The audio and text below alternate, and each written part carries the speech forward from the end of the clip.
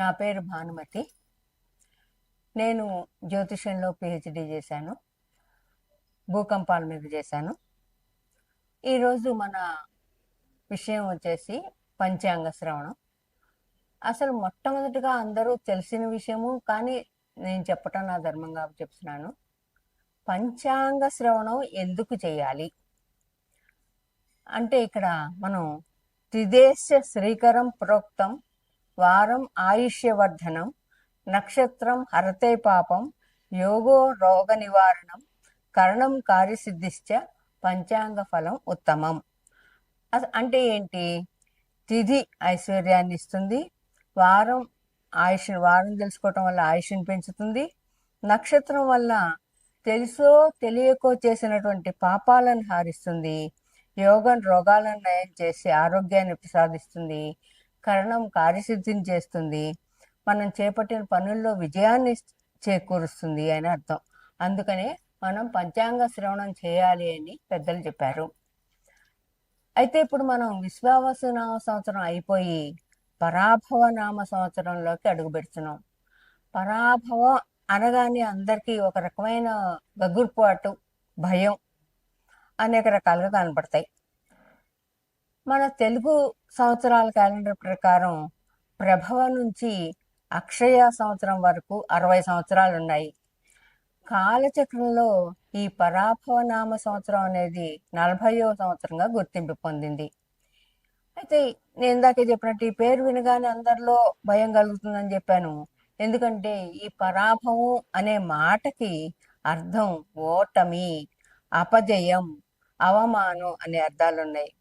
అయితే ఇక్కడ మనం ఏం అర్థం చేసుకోవాలి? ఈ సంవత్సరం అంతా కూడా పాలకులకు ప్రజలు ఒకరినొకరు అవమానించుకోవడం జరుగుతుంది. పాలకుల్లో ఆధిపత్య ధోరణి పెరుగుతుంది. దాని మూలంగా ఓటములు ఎదుర్కొంటారు. ధన నష్టం, నైతిక పతనాలు మొదలగునవి ఈ సంవత్సరంలో చోటు చేసుకుంటాయి.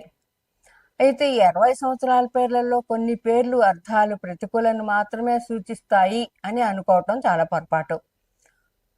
అయితే ఉదాహరణకి మనం ఇక్కడ ఏం చెప్పుకోవచ్చు? మన ఉగాది పచ్చడిలో షడ్రుచులు ఉంటాయి: ఉప్పు, కారం, తీపి, వగరు, చేదు, ఇవన్నీ కూడా. అదే విధంగా ప్రకృతిలో కూడా ఉంటాయి, సమాజంలో కూడా అనుకూలతలు ఉంటాయి. ఇవి మన జీవితంలో కూడా దాదాపు ఈ 60 సంవత్సరాలు ఎలా ఉన్నాయో 60 సంవత్సరాల కాల మార్పులతో పాటు మన జీవితం కూడా పురోగమిస్తూ ఉంటుంది. అయితే ఇక్కడ మనం చెప్పుకోవాల్సింది ఏంటంటే, ప్రస్తుతం పరాభవ సంవత్సరం ముఖ్య ఉద్దేశం ఏంటి? సమాజాన్ని ముందుగా హెచ్చరిస్తోంది ఇది అని చెప్పుకోవచ్చు. అంటే జాగ్రత్తగా ఉండండి, మీరు ఇది అనుకూలతలు ప్రతికూలతలు ఉన్నప్పుడు మనం ఆచితూచి నడుచుకోవటం ముఖ్య ఉద్దేశం అని చెప్తోంది ఇక్కడ. దీంట్లో ఈ సంవత్సరాన్ని పరిమాణం, మార్పు, కొత్త ప్రారంభాలకు సూచనగా మనం ఈ సంవత్సరాన్ని పరిగణించుకోవచ్చు. ఇంతకీ మనం హెచ్చరిక అన్నాను ఇందాక. ఈ సంవత్సరం మనకి ఇచ్చే హెచ్చరిక ఏంటి? అహంకారం ఉన్న వాళ్ళకి ఓటమి తప్పదుగాక తప్పదు. అదేవిధంగా వినయ విధేయతలతో ఉండే వాళ్ళకి ఉన్నత స్థానాన్ని చేరుకుంటారు వాళ్ళు అని చెప్పడం ఈ కొత్త సంవత్సరం యొక్క ప్రథమ ఫలితం, ప్రథమ లక్షణం అని కూడా మనం చెప్పుకోవచ్చు. తర్వాత ఈ సంవత్సరం పంచాంగ శ్రవణంలో తర్వాత సింహరాశి. ఈ సింహరాశిలో మఘానక్షత్రం, పుబ్బా నక్షత్రం అంటే పూర్వ పాల్గొని 4 పాదాలు, మగ 4 పాదాలు, తర్వాత ఉత్తర. ఈ రాశి వాళ్ళకి ఆదాయం 5, వ్యయం 5, రాజపూజ్యం 7, అవమానం 7 ఉంటుంది. అంటే రవి 13 ఏప్రిల్ నుంచి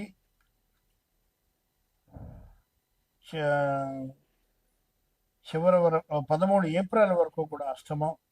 తర్వాత 17/7/26 నుంచి 17/9 వరకు 12 అంటే వ్యయస్థానం, తర్వాత జన్మస్థానం, ఆ జన్మలో.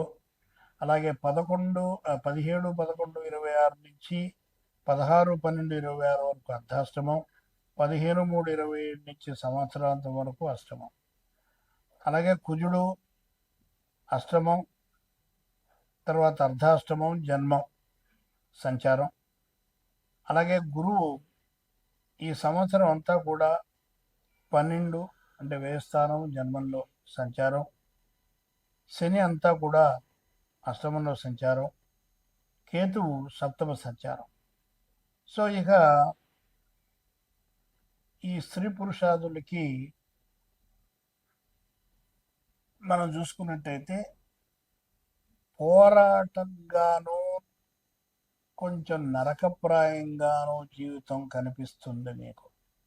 ఎందుకనంటే చంద్రాత్ 11ంట గురువు ఉండడం, ద్వితీయ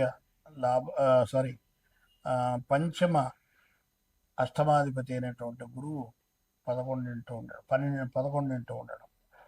అలాగే వీరికి మానసిక శారీరక అస్వస్థత, కంటి సమస్యలు, తర్వాత మందత్వం, తర్వాత నిరుత్సాహం ఇవి కలుగుతాయి. అవమానం, అపనిందలు, రావలసినటువంటి సొమ్ము రాకపోవడం, ఎంత మంచిగా ఉన్నా కూడా ఏదో ఒక మన మీద అపవాదు రావడం, ఊహించినటువంటి సంఘటనలు ఎదుర్కోవాల్సి రావడం, సంఘంలో కొంత ఇబ్బంది ఏర్పడడం, తర్వాత ఈ విధమైనటువంటి కష్టాలు జరుగుతూ చివరికి మీకు కొంత ఆదాయం ఏర్పడుతుంది. అలాగే కళత్రం, సంతానం వల్ల మీకు బాధలు, ధన వ్యయం, ప్రయాణాల్లో ధన నష్టం, చోర భయం ఇవి సూచిస్తున్నాయి.